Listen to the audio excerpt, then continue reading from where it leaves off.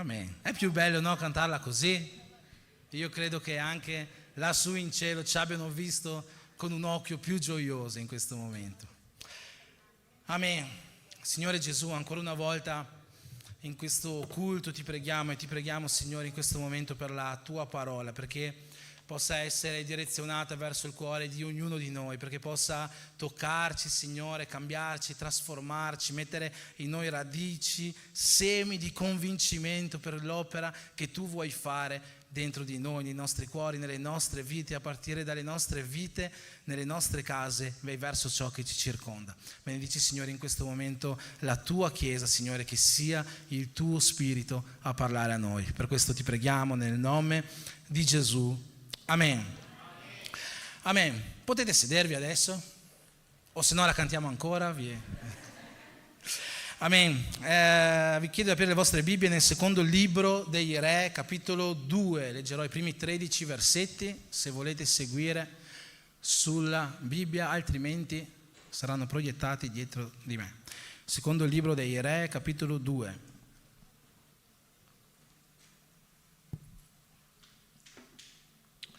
Amen.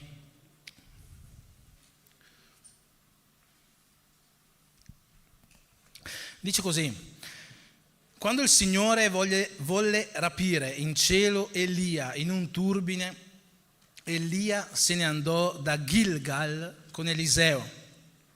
Elia disse a Eliseo: fermati qui, ti prego, perché il Signore mi manda fino a Betel. Ma Eliseo rispose: come è vero che il Signore vive e che tu vivi, io non ti lascerò. Così scesero insieme a Betel. I discepoli dei profeti che erano a Betel andarono a trovare Eliseo e gli dissero: sai che il Signore quest'oggi raperà in alto il tuo Signore? Egli rispose: sì, lo so, tacete. Elia gli disse: Eliseo, fermati qui, ti prego, perché il Signore mi manda a Gerico. Quegli ancora rispose: come è vero che il Signore vive e che tu vivi, io non ti lascerò. E così se ne andarono insieme a Gerico. I discepoli dei profeti che erano a Gerico si avvicinarono a Eliseo e gli dissero: sai che il Signore quest'oggi raperà in alto il tuo Signore? Eliseo rispose: sì, lo so, tacete. Ed Elia gli disse: fermati qui, ti prego, perché il Signore mi manda al Giordano. Egli rispose: come è vero che il Signore vive e che tu vivi, io non ti lascerò. E proseguirono il cammino insieme. 50 discepoli dei profeti andarono dietro di loro e si fermarono di fronte al Giordano, da lontano, mentre Elia ed Eliseo si fermarono sulla riva del Giordano. Allora Elia prese il suo mantello, lo arrotolò e percosse le acque, le quali si divisero in due. Così attraversarono il fiume a piedi asciutti. Quando furono passati, Elia disse ad Eliseo: chiedi quello che vuoi che io faccia per te, prima che io ti sia tolto. Eliseo rispose: ti prego, mi sia data una parte doppia del tuo spirito. Elia disse: tu domandi una cosa difficile. Tuttavia, se mi vedi quando io sarò rapito, ti sarà dato quello che chiedi, ma se non mi vedi, non ti sarà dato. Essi continuarono a camminare discorrendo insieme quando ecco un carro di fuoco e dei cavalli di fuoco che li separarono l'uno dall'altro, ed Elia salì al cielo in un turbine. Eliseo lo vide e si mise a gridare: Padre mio, carro e cavalleria di Israele. Poi non lo vide più e, afferrate le proprie vesti, le strappò in due pezzi, raccolse il mantello che era caduto di dosso a Elia, tornò indietro e si fermò sulla riva del Giordano.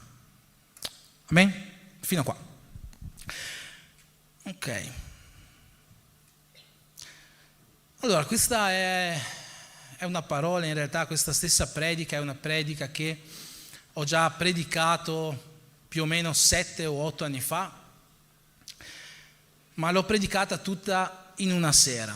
Invece anche oggi in realtà avevo preso questa predica per predicarla questa sera, ma nel pomeriggio, finché stavo meditando, pregando sulla parola, lo Spirito Santo mi ha invitato a non predicare solo oggi questa parola, ma a spezzarla in più giorni. Quindi per le prossime 2-3 settimane parleremo di questo testo, esamineremo questo testo, esporremo questo testo in quello che ci vuole fare capire. E 2 settimane fa, se vi ricordate, per chi si ricorda, avevo predicato sulla fede.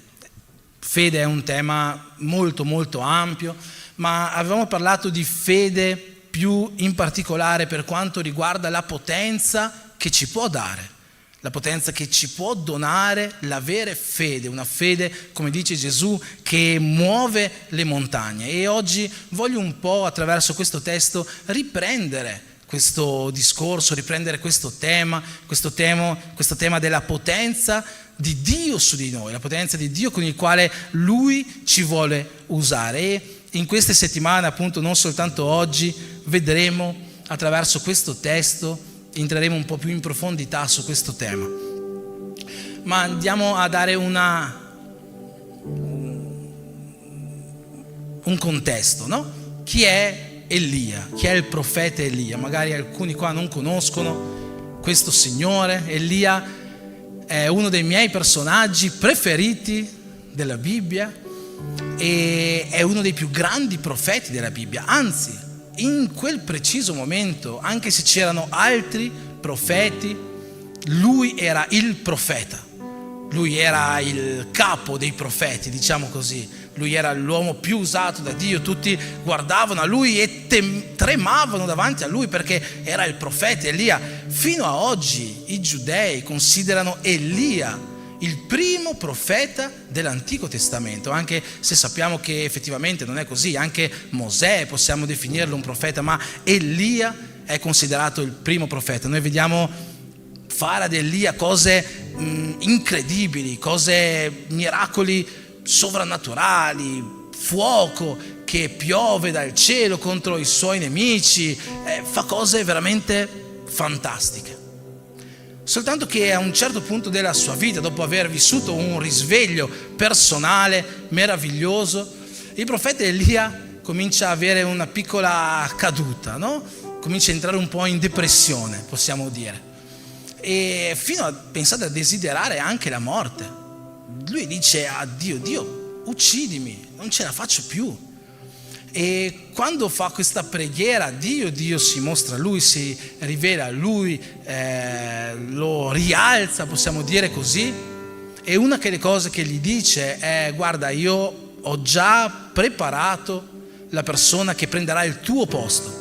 Quindi tu devi andare, devi ungere il nuovo re di Israele, ma soprattutto devi ungere il nuovo profeta Eliseo, che prenderà il posto tuo. Queste sono le testuali parole che Dio dà. Non è che Dio dice ad Elia: devi ungere un nuovo profeta. No, devi ungere il profeta che prenderà il tuo posto. E quindi chi è questo profeta? È proprio Eliseo, l'altra persona che noi vediamo in questi versetti che abbiamo letto. Eliseo, sapete, per quanto Elia sia considerato il primo profeta, abbia fatto cose grandiose, Eliseo è stato un profeta per i segni, per i prodigi che lo hanno accompagnato, forse ancora più grande di Elia. L'unica persona in tutta la Bibbia in cui vediamo fare cose più grandi che è Eliseo è Gesù. Eliseo resuscita i morti, Eliseo apre le acque, Eliseo fa cose incredibili, oltre alle profezie che faceva. E tutto parte da questo momento, perché per quanto Eliseo fosse stato già consacrato, diciamo così, da Dio stesso come successore di Elia, ancora non era pronto per prendere il suo posto. E una delle cose che ci fa capire che Eliseo desiderava prendere il posto di Elia, ma ancora non l'aveva preso, è proprio la richiesta che noi vediamo che Eliseo fa ad Elia in questo testo, no? Elia gli dice: Eliseo, chiedimi qualsiasi cosa, io la farò per te. E Eliseo gli risponde: ti prego, mi sia data una parte doppia del tuo spirito.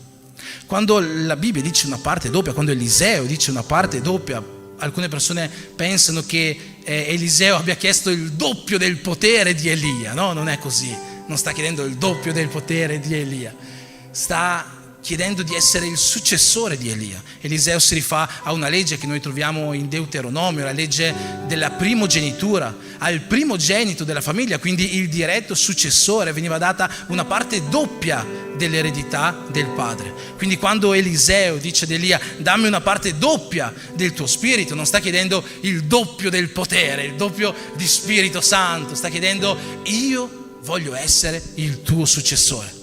Così come Dio aveva detto, così come è stato promesso, io voglio essere il tuo successore. E sapete, questo testo, anche se Elia propriamente non è una tipologia di Cristo, quando parliamo di tipologia in teologia stiamo parlando di persone o elementi che raffigurano Cristo nell'Antico Testamento, anche se Elia non è propriamente una tipologia di Cristo, sicuramente c'è un parallelo in questo episodio e in quello che noi viviamo con Gesù. In questo episodio noi possiamo relazionare Elia a Gesù e Eliseo a noi, perché noi siamo successori di Cristo, noi siamo eredi di Cristo e non siamo soltanto eredi per quello che riguarda la vita eterna, siamo eredi per quello che riguarda la vita eterna. In Romani al capitolo 8 c'è scritto che noi siamo eredi di Dio, coeredi di Cristo, quindi noi erediteremo la vita eterna. Questa è la nostra eredità, perché siamo suoi eredi, siamo suoi successori in questo senso, ma noi siamo eredi di Gesù anche per quanto riguarda la vita terrena. Gesù ci ha chiamato, Gesù ci chiede, ci invita a proseguire l'opera che Lui ha iniziato. Noi siamo qua anche per questo, per proseguire quello che Lui ha iniziato. E Gesù ci promette in Giovanni 14 dicendo: voi farete cose, farete quello che faccio io, ma farete cose anche più grandi di quelle che faccio io. A testimonianza che noi siamo successori di Cristo lassù nei cieli come qua giù sulla terra. E quindi c'è questa relazione tra Elia e Eliseo e Gesù e noi. E in questo testo una delle prime cose che noi possiamo intendere per questa successione, per ottenere questa successione, e quindi, come ho detto prima, riempirci di questa potenza, ma in realtà questo è qualcosa che va bene in ogni ambito della nostra vita, non soltanto per il riempimento di potenza, è qualcosa che va bene anche per chi deve cominciare oggi a vivere la sua camminata cristiana, va bene per coloro che hanno necessità di cambiare qualcosa nella loro vita. Una delle cose principali, più belle che ci rivela questo testo è l'attitudine che Eliseo ha verso Elia. Perché noi vediamo fino dal primo momento Elia si trova a Gilgal e dice: Eliseo, io devo andare a Betel, ma tu stai qua. Che cos'è che risponde Eliseo? Vi ricordate? Eliseo dice: no, vengo anch'io con te. Dopo Elia arriva a Betel e dice: Eliseo, stai qua perché io devo andare a Gerico. E Eliseo risponde: no, siamo pazzi, vengo anch'io con te, voglio stare con te, non voglio che vai da solo, no? E questa attitudine che Eliseo ha con Elia, fratelli e sorelle, è qualcosa che anche noi dobbiamo avere con Cristo. Anche noi dobbiamo seguire Gesù, anche noi dobbiamo desiderare di stare vicini a Lui. C'è un versetto bellissimo in Esodo 33, in quel momento ci racconta la storia del popolo di Israele, di quando esce dal paese d'Egitto. In quel momento sono in mezzo al deserto. Mosè era sul monte Sinai, stava ricevendo i 10 comandamenti, no? E tutta la legge, e ai piedi del monte il popolo si stava stufando di aspettare Mosè. E che cosa decide di fare? Gli viene la bella idea, dopo aver visto il Mar Rosso che si apre, dopo aver visto la colonna di fuoco davanti a loro, miracoli su miracoli, gli viene la bella idea di dire: ma Mosè non tornerà più, chissà se Dio tornerà, ci costruiamo un bel vitello d'oro e adoriamo Lui, no?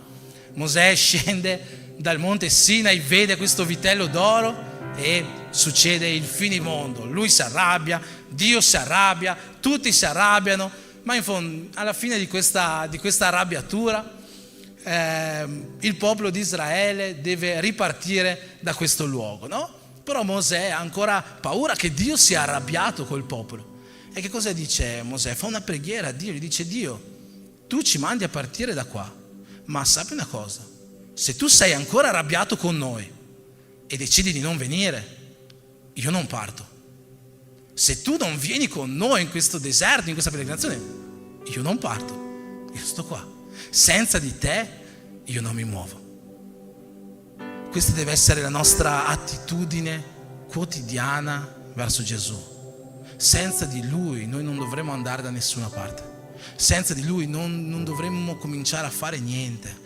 Ma più di tutto deve esserci in noi il desiderio di stare vicino a Lui.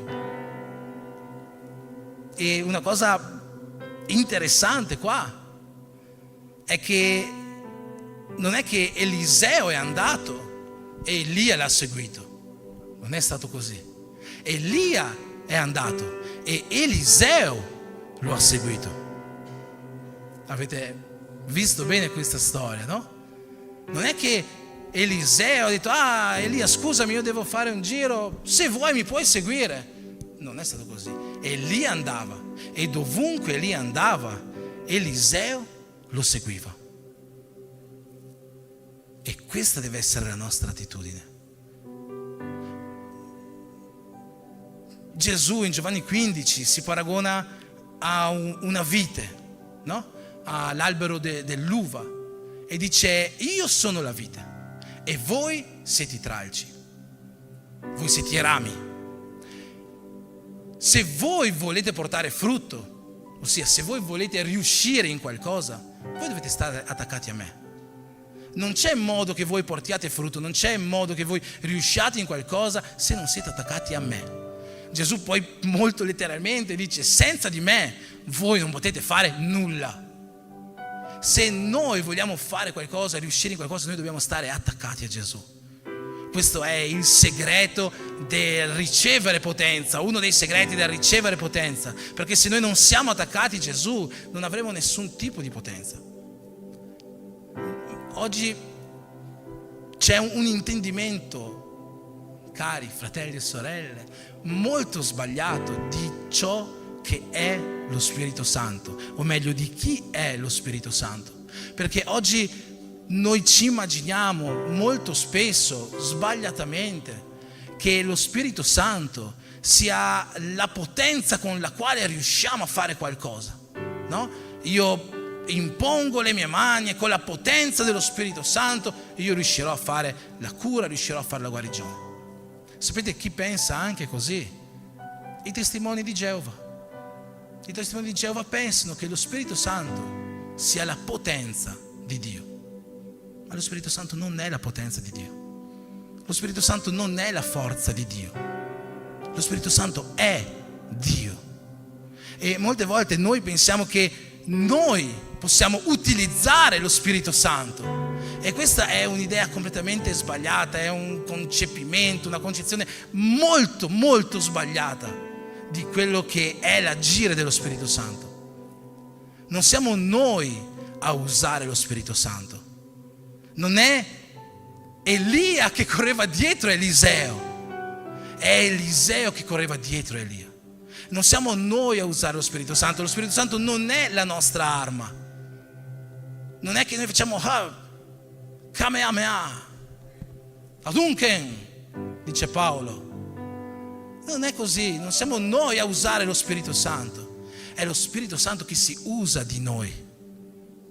Noi possiamo considerarci le armi di Dio, noi siamo gli strumenti di Dio.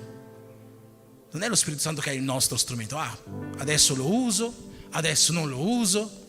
Non è così, è Lui che si usa di noi.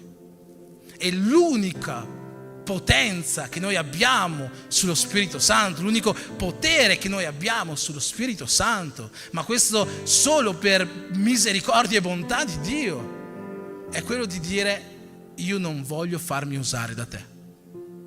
È l'unica potenza che noi abbiamo contro lo Spirito Santo, è l'unica cosa che possiamo dire: io non voglio farmi usare. Se noi diciamo così, lo Spirito Santo non ci userà. Ma se noi vogliamo fare grandi cose nel mondo spirituale per mezzo dello Spirito Santo. Noi non useremo lo Spirito Santo, sarà lo Spirito Santo che si userà di noi a partire dal momento che noi diremo: Signore, eccomi, manda me. Signore, eccomi, fai di me ciò che vuoi. Signore, fai la tua volontà attraverso di me. Quando noi imponiamo le mani su qualcuno e compiamo guarigioni, quando noi imponiamo mani su qualcuno e compiamo liberazioni, quando noi facciamo un qualche tipo di miracolo o di prova sovrannaturale dell'esistenza di Dio attraverso di noi, non siamo noi che lo stiamo facendo, è lo Spirito Santo che si sta usando di noi. E questo perché noi abbiamo dato il permesso a Dio di usarci. E il nostro unico potere contro lo Spirito Santo è questo, solo per bontà di Dio, è quello di dire: Dio, io non voglio che tu mi usi, non sono disponibile a essere usato da te. E Dio permette questo. In Genesi 6 Dio dice: il mio spirito non contenderà per sempre con l'uomo. Se Dio volesse potrebbe usarci indipendentemente da quella che è la nostra volontà, ma noi sappiamo che Dio ci ha dato un libero arbitrio, una volontà nostra di dire: sì, io voglio questo, sì, io non voglio questo. Ma è chiaro che per quanto abbiamo questo libero arbitrio, Dio ci dà sempre la direzione da seguire. In Deuteronomio 30 Dio dice: guarda, io metto davanti a te la vita e la morte, io metto davanti a te la benedizione e la maledizione. Dio ci dà la possibilità di scegliere, ma poi continua dicendo: scegli dunque vita affinché viva tu e la tua famiglia. Quindi Dio, se ci dà la possibilità di scegliere, ci dà questa possibilità di dire: Spirito Santo, non ti voglio, non voglio essere usato da te, ma ci dà anche la direzione che noi dobbiamo seguire. E quindi noi dobbiamo essere attaccati a Dio, dobbiamo desiderare la sua presenza, ma dobbiamo intendere che non è Lui che segue noi, siamo noi che dobbiamo seguire Lui. Tante volte quando preghiamo, noi preghiamo: Dio, fai questo, fai questo, fai questo, ma la verità è che la preghiera non è un'arma per far sì che Dio faccia tutto quello che vogliamo. Non è solo questo. È chiaro che noi possiamo chiedere a Dio, ma la preghiera non è solo questo. La preghiera, più di tutto, dovrebbe essere far sì che la nostra volontà si allinei con la volontà di Dio. Quando Gesù insegna la preghiera, che noi chiamiamo la preghiera del Padre nostro, in questa preghiera Gesù ci insegna a dire: Dio, abituati alla mia volontà. Vero? No. In questa preghiera Gesù ci insegna a dire: Dio, sia fatta la tua volontà. La preghiera non è soltanto un mezzo con il quale noi chiediamo qualcosa a Dio, la preghiera è un mezzo attraverso il quale noi ci allineiamo con la volontà di Dio.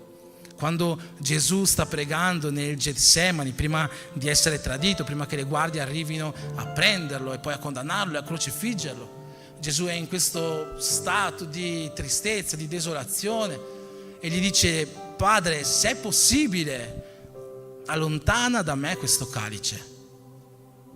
Ovvero, sta dicendo così, traducendolo: Padre, io non voglio essere crocifisso, io non voglio passare per la persecuzione, io non voglio passare per la tortura, non voglio essere flagellato, non voglio essere umiliato, non voglio essere insultato. Io non vorrei questo. Se possibile, allontana da me questo calice. Se possibile, fai la mia volontà, ma che sia fatta la tua e non la mia. Se è possibile, fai quello che voglio, ma che sia fatta la tua volontà e non la mia volontà. Non è lo Spirito Santo che deve correre dietro a noi, alla nostra volontà, ai nostri desideri. Siamo noi che, se vogliamo vivere una vita di potenza, una vita di sovrannaturale, o anche più semplicemente una vita al fianco di Gesù, dobbiamo correre dietro a Lui. Gesù chiama i primi discepoli e gli dice: adesso vi seguo. No, gli dice: seguitemi e io vi farò pescatori di uomini. Siamo noi che dobbiamo correre dietro a Lui, che dobbiamo desiderare Lui, che dobbiamo desiderare la Sua presenza.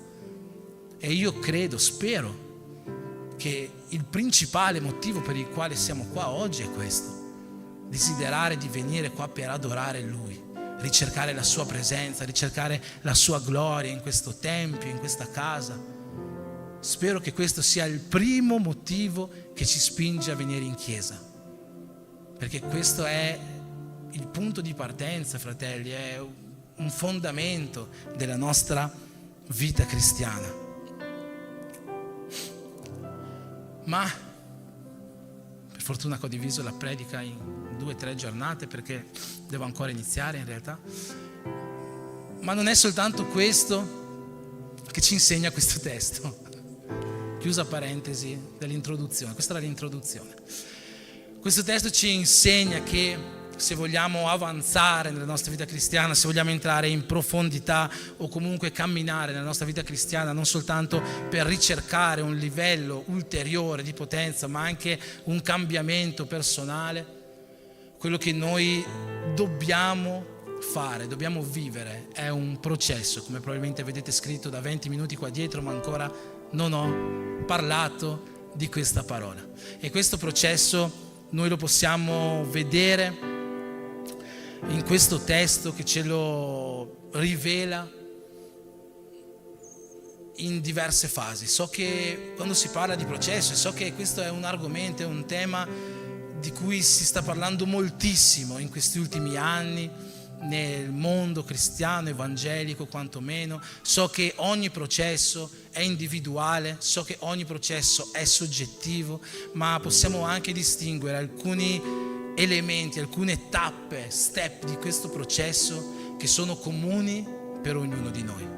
E questo testo, come ho detto, è un testo che ci comunica in modo rivelatorio quali sono queste tappe che in ogni processo avvengono.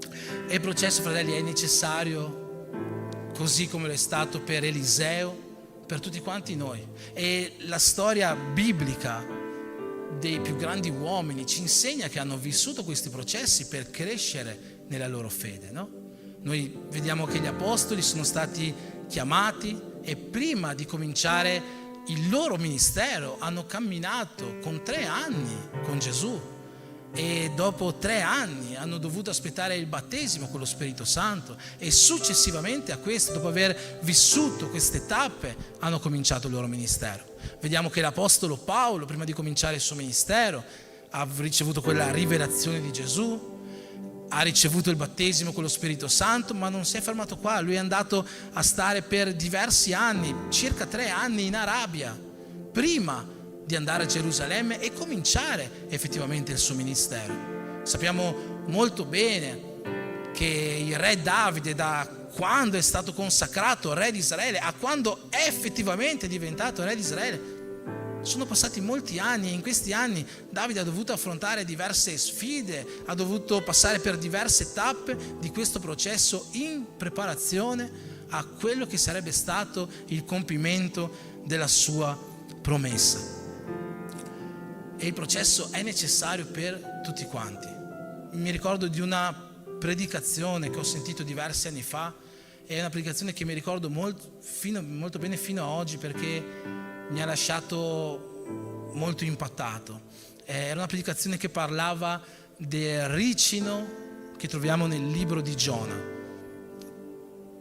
Praticamente alla fine del libro del profeta Giona si ritrova a fissare la città che ha appena evangelizzato, e c'era molto caldo in quel momento, e Dio fa crescere un albero vicino a lui.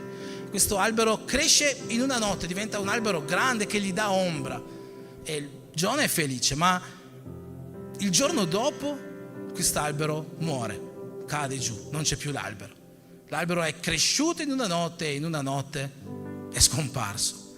E questa predicazione ci diceva di stare molto attenti a quegli alberi che crescono in una notte, perché in una notte cadranno, ovvero quelle persone che non passano da un processo sono persone che non hanno una struttura, sono persone che facilmente cadranno, e cadranno in fretta, cadranno da un momento all'altro. E questa è una predicazione che fino ad oggi conservo nel mio cuore, è una predicazione che ha parlato molto con me e io ho visto la verità di questa predicazione molte volte nel corso di questi anni. Dobbiamo stare molto attenti a non ricercare immediatamente tutto quanto, perché se non viviamo il processo, se non creiamo una struttura, cadremo e cadremo velocemente in ogni ambito della nostra vita. E non sto parlando per quelle persone nuove convertite che subito diventano dei grandi profeti, dei grandi pastori. Sto parlando di ognuno di noi.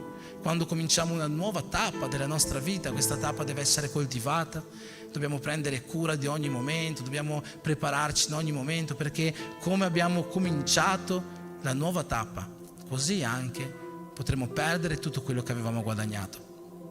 Quindi il processo è qualcosa di fondamentale per la camminata cristiana in ogni suo ambito. Mi ricordo che quando io leggevo nel Vangelo di Matteo, il sermone sul monte, no? Uno degli ultimi discorsi che Gesù fa, parla di una porta stretta e di una via angusta, no? Non so se ve lo ricordate, dice guardate di passare dalla porta stretta e dalla via angusta, perché larga è la porta, larga è la via che conducono alla perdizione, ma stretta è la porta, angusta è la via che portano alla vita eterna. Io mi ricordo che ogni volta che leggevo questo testo della Bibbia mi immaginavo che noi facevamo tutta la nostra vita cristiana.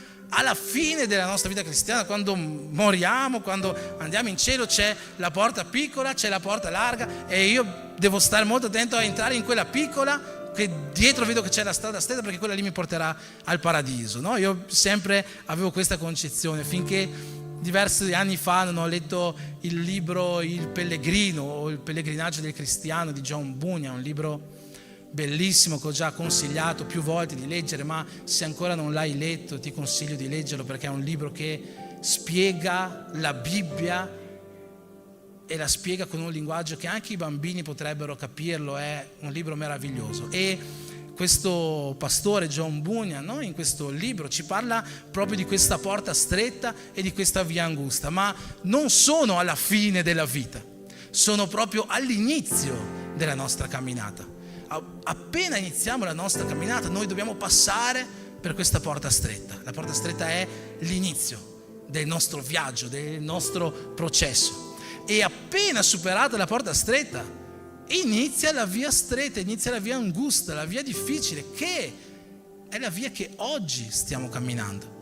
Per tutti coloro qua che hanno già accettato Gesù come loro Salvatore, che sono già passati per questa porta stretta, oggi tutti quanti noi siamo su questa via difficile che ci porterà un giorno in paradiso, nel nome di Gesù, no? Nel nome di Gesù. E veramente questa porta stretta è l'inizio del nostro processo, è l'inizio della nostra storia, è l'inizio della nostra strada. E per Eliseo l'inizio di questa strada è Gilgal.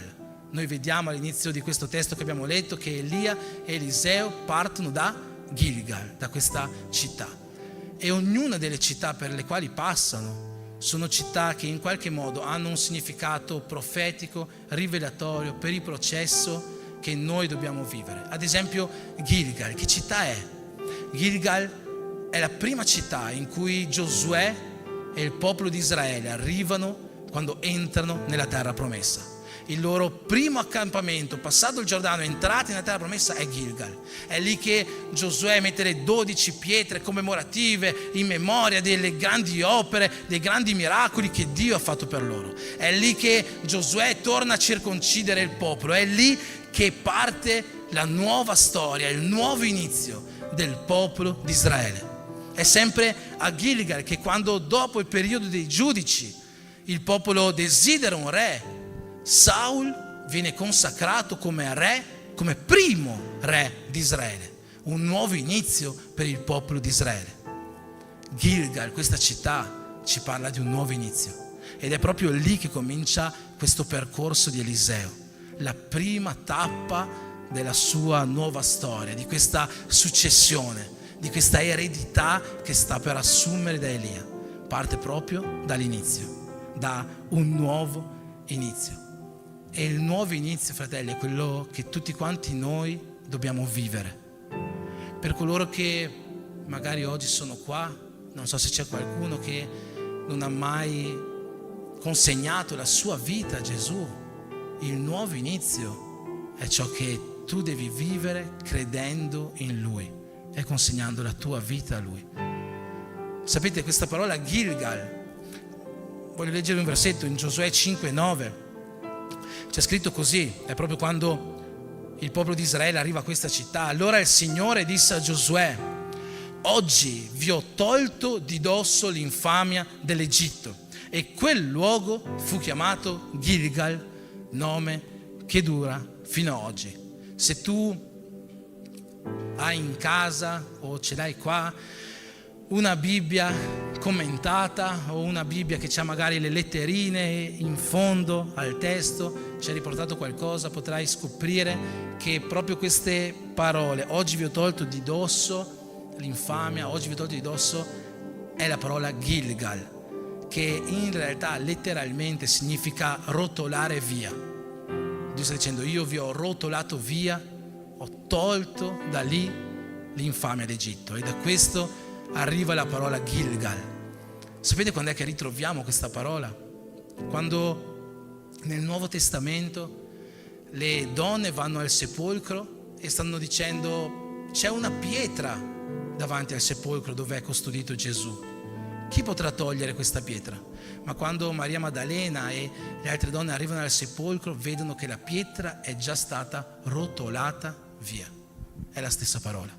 E allora vanno a casa, chiamano Pietro, chiamano Giovanni. Pietro e Giovanni arrivano di corsa al sepolcro, vedono che la pietra è stata rotolata via, Gilgal, entrano dentro il sepolcro e vedono che Gesù non c'è. E sapete cosa ci dice la Bibbia in quel preciso momento? Giovanni, capitolo 20, versetto 8, che in quel momento Pietro e Giovanni credettero. Fino a quel momento non avevano creduto, fino a quel momento avevano sentito profezie di Gesù che gli diceva: io morirò ma il terzo giorno risusciterò, ma non capivano, non credevano. Ma in quel momento, quando la pietra è stata rotolata via, loro sono entrati nel sepolcro, lì hanno creduto. Questo Gilgal è qualcosa che deve avvenire nella vita di tutti quanti noi. Quando noi crediamo in Gesù, noi lì viviamo un nuovo inizio della nostra storia. Quando noi crediamo in Lui, consegniamo a Lui la nostra vita. Ma il nuovo inizio non è soltanto per chi non ha mai conosciuto Gesù, non è soltanto per coloro che non hanno mai creduto e che oggi si stanno avvicinando per la prima volta a Lui. Il nuovo inizio è qualcosa che deve avvenire nella vita di tutti quanti noi. E ogni giorno della nostra vita può avvenire un nuovo inizio. Ma come? Mi sono già ravveduto, già vissuto il pentimento iniziale, già credo, perché è un nuovo inizio. Perché tutti quanti noi, io per primo, quindi perché non voglio offendere nessuno, ma cari fratelli, sorelle, tutti quanti noi abbiamo molto da migliorare nella nostra vita.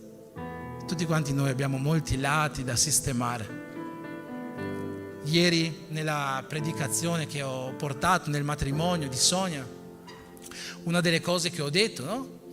È che tutte le persone, quando solitamente, magari non tutte, ma molto spesso quando ci si sposa, no? Prima del matrimonio si vede il proprio partner e si vedono solo i pregi di questa persona.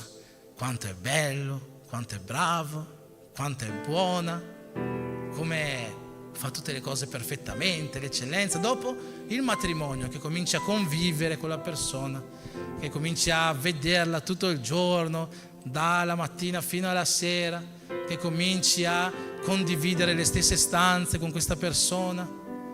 Uno degli esempi che ho portato, ad esempio, è il bagno, perché il bagno è sempre, spesso è una confusione dentro la casa, perché lei ha le sue cose, ma anche lui vorrebbe il suo spazietto, ma non si può.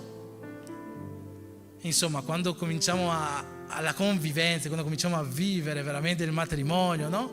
Cominciamo a vedere che non è proprio così perfetto il nostro partner, no? E una delle cose che pensiamo, che cos'è? Io riuscirò a cambiare questa persona, io farò cambiare le sue abitudini, farò cambiare il suo modo di vivere. Ma Chi è sposato da almeno 5 anni sa che non è così, sa che la persona non cambierà, così come anche noi stessi facciamo fatica a cambiare. Eppure il nuovo inizio è proprio questo cambiamento, e è qualcosa che può avvenire e deve avvenire nella vita di tutti quanti noi.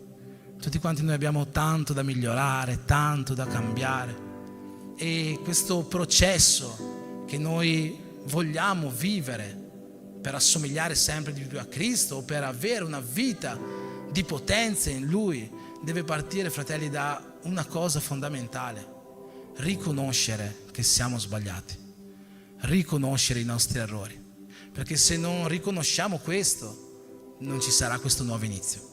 Se non riconosciamo che siamo peccatori, se non riconosciamo che abbiamo bisogno di Gesù nella nostra vita, se non riconosciamo Lui come Signore sovrano sopra ogni cosa. Abbiamo parlato tanto in queste ultime settimane della sovranità di Cristo, che Gesù è sovrano sulle infermità, che Gesù è sovrano su ogni spirito. Abbiamo citato quel versetto di Filippesi al capitolo 2 che dice che Gesù è stato innalzato, gli è stato dato un nome che è al di sopra di ogni altro nome, e davanti al nome di Gesù ogni ginocchio nei cieli, sulla terra, sottoterra si piega, e ogni lingua confessa che Lui è il Signore alla gloria del Padre. Lui è Signore su ogni cosa. Noi dobbiamo riconoscere la sovranità di Cristo su ogni cosa, su ogni elemento, ma soprattutto dobbiamo riconoscere la sovranità di Cristo sulla nostra vita.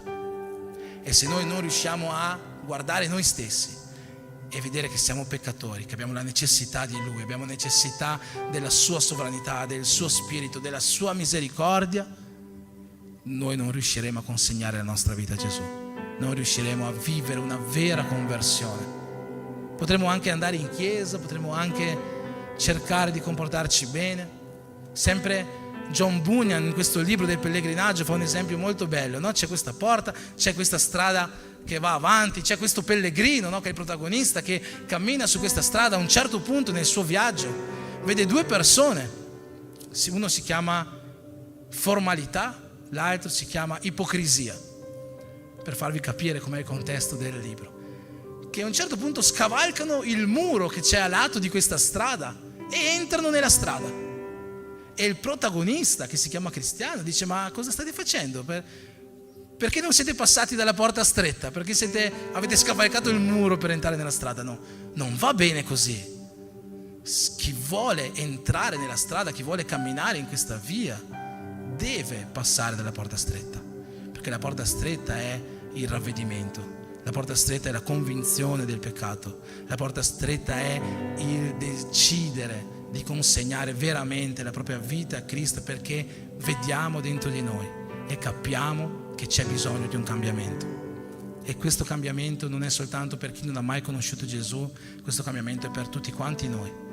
Anche noi, se vogliamo vivere il nostro Gilgal, il nostro nuovo inizio, l'inizio del nostro processo, dobbiamo guardare dentro di noi, esaminare noi stessi, come dice la parola, e vedere che non siamo perfetti, che c'è qualcosa da cambiare, e cominciare ad agire perché questo possa cambiare. Ma c'è un versetto in Proverbi, al capitolo 3, il versetto 6, che dice così: riconosci il Signore in tutte le tue vie ed Egli appianerà i tuoi sentieri. Ci sono altre versioni che traducono in questo modo: cerca la volontà del Signore in tutte le tue vie ed Egli appianerà i tuoi sentieri. Con questo, per concludere, se volete anche il gruppo di lode salire intanto, voglio dirvi che nel momento che noi cerchiamo la volontà di Dio nella nostra vita, che noi ci rendiamo conto che siamo sbagliati e vogliamo cambiare, vogliamo raddrizzare la nostra via, sia che siamo persone che non hanno mai conosciuto Gesù, sia che siamo persone che già siamo cristiane, già abbiamo fede, ma sappiamo che c'è qualcosa da sbagliare, sia che siamo persone che oggi non stanno vivendo quel livello di potenza spirituale che Gesù ci ha promesso quando ha detto: voi farete cose maggiori di quelle che ho fatto io. se vediamo che dentro di noi qualcosa è da cambiare, noi stiamo guardando la volontà del Signore e possiamo stare certi che chi guarda, chi cerca la volontà del Signore avrà Dio al suo fianco che appianerà i suoi sentieri, che renderà la camminata facile, che ci proteggerà e ci guiderà in questa strada. Amen. Posso chiederti di alzarti in piedi? Voglio pregare con te per terminare questo momento, prima di lodare il Signore, e vorrei che tu non ascoltassi la mia preghiera, ma vorrei che tu potessi pregare per te. Io non conosco la vita e la storia di tutti quanti voi che siete presenti, ma sono abbastanza sicuro che ognuno di noi abbia un Gilgal da cominciare, un nuovo inizio per la propria vita da percorrere. Non lo so se magari tu sei lontano da Gesù e il tuo nuovo inizio è quello di credere in Lui. Se magari hai provato a entrare in questa strada stretta da sopra un muro invece che dalla porta di entrata, se tu sei questa persona, io ti invito a guardare dentro di te e vedere se senti qualcosa che manca, vedere se senti che c'è qualcosa di sbagliato, se senti che c'è qualcosa da cambiare. E voglio assicurarti che Gesù può essere il riempimento del tuo cuore. Voglio assicurarti che Gesù è colui che può perdonare i tuoi peccati. E posso assicurarti che Gesù ha il desiderio di fare questo. Ha il desiderio di accoglierti come figlio e come figlia.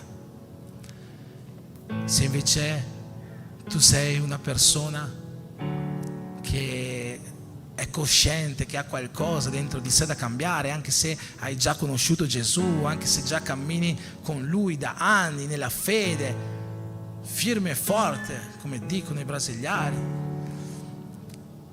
ma senti che c'è qualcosa da migliorare, io ti invito in questo momento a pregare Dio perché possa cominciare questo processo, questo Gilgal, questo nuovo inizio nella tua vita, riconoscendo come prima cosa che c'è qualcosa da cambiare dentro di te, per il bene tuo, per il bene di tua moglie, di tuo marito, dei figli, dei tuoi genitori, per il bene della tua casa.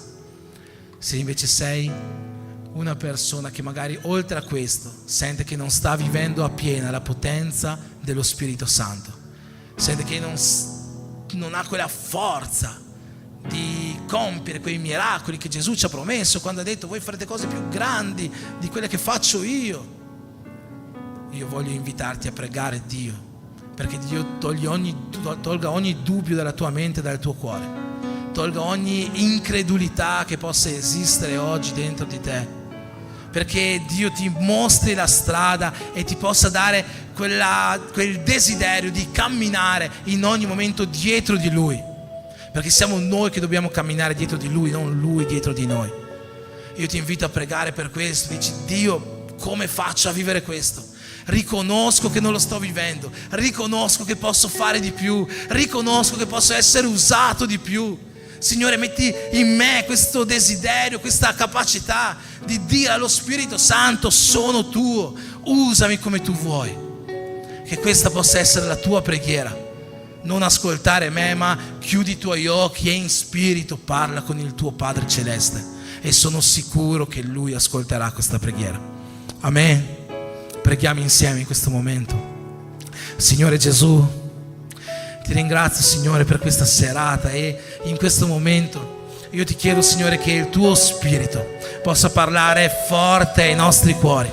Signore, metti in noi la convinzione per mezzo della quale può cominciare il tuo nuovo nelle nostre vite, per mezzo della quale può cominciare una nuova storia nelle nostre vite, perché se questa convinzione non c'è, noi non potremo iniziare nulla, noi non potremo cominciare questo processo, questo Gilgal non potrà avvenire nelle nostre vite.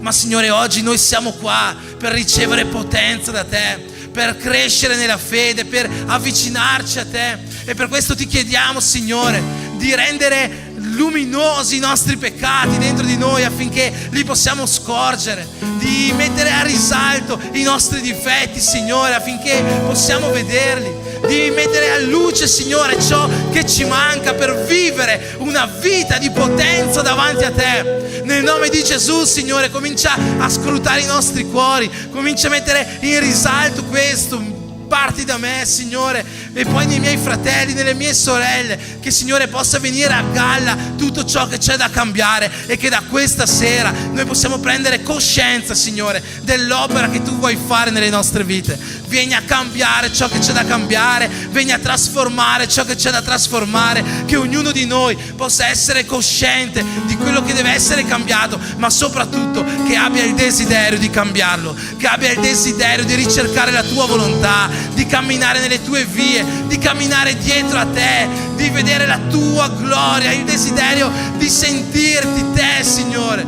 Padre, nel nome di Gesù, metti questo desiderio dentro di noi, questo cambiamento. Deve avvenire questa sera un processo per un miglioramento della nostra vita, un processo di conversione, un processo di trasformazione, un processo di potenza nella Tua Chiesa. Per questo noi Ti preghiamo nel nome di Gesù. Amen.